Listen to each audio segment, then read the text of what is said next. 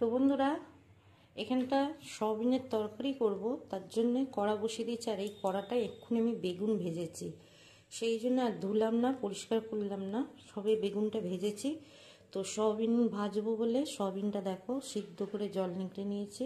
তো সাদা তেলে প্রথমে সয়াবিনটা ভেজে নেবো, তারপর সর্ষের তেলে রান্না করব। তেলটা গরম হয়ে গেছে, সয়াবিনটাকে ভেজে নেব, ভালো করে একটু ভেজে নেব। নিরামিষ তরকারি করব, যেহেতু বেগুন ভেজেছি একটু তেল ছিল না, তাই জন্য ভাবলাম এই কড়ার মধ্যেই ভেজে নিই। তো চলো এটাকে ভালো করে ভেজে নিই। সামান্য একটু নুনও দিয়ে দেবো ভাজার সময়।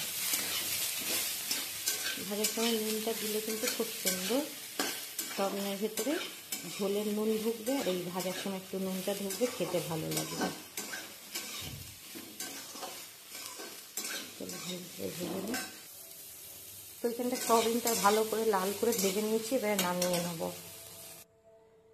এবারে দিয়ে দেবো সর্ষের তেল। সাদা তেলে সয়াবিনটা ভেজে নিয়েছি, একটু সর্ষের তেল দিয়ে দিলাম। তেলটা গরম হলে ফোড়ন দেবো।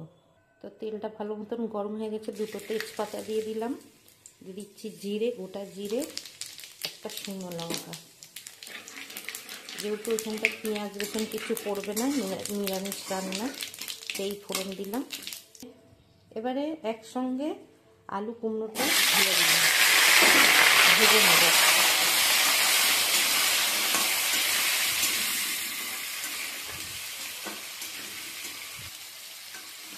আলু আর কুমড়োটাকে ভালো করে ভেজে নিয়ে তারপরে এর মধ্যে মশলা দেবো।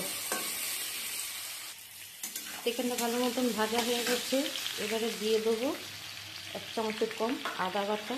একটু দিয়ে ভালো করে আদাটা ভেজে নেবো, আদা গন্ধটা যাতে চলে যায়। তো আদাটা দিয়ে ভালো করে ভেজে নিয়েছি। দিয়ে দিচ্ছি 1 চামচ জিরে গুঁড়ো, 1 চামচ ধনে গুঁড়ো, 1 চামচ গুঁড়ো লঙ্কা, আর দিয়ে দেবো পরিমাণ মতন হলুদ। দিয়ে দেবো একটা টমেটো, আর এখানটা দিয়ে দিচ্ছি 4-5টা কাঁচা লঙ্কা। তারপরে স্বাদ অনুযায়ী নুন দিয়ে দিলাম, দিয়ে ভালো করে কিন্তু কষিয়ে নেব।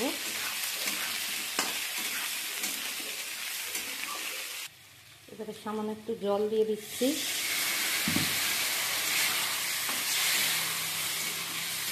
দিয়ে ভালো করে একটু সবজিটাকে মশলার সঙ্গে কষিয়ে নেব। তো এখানটা সবজিগুলোকে একটু কষানোর জন্য ঢাকনা চাপা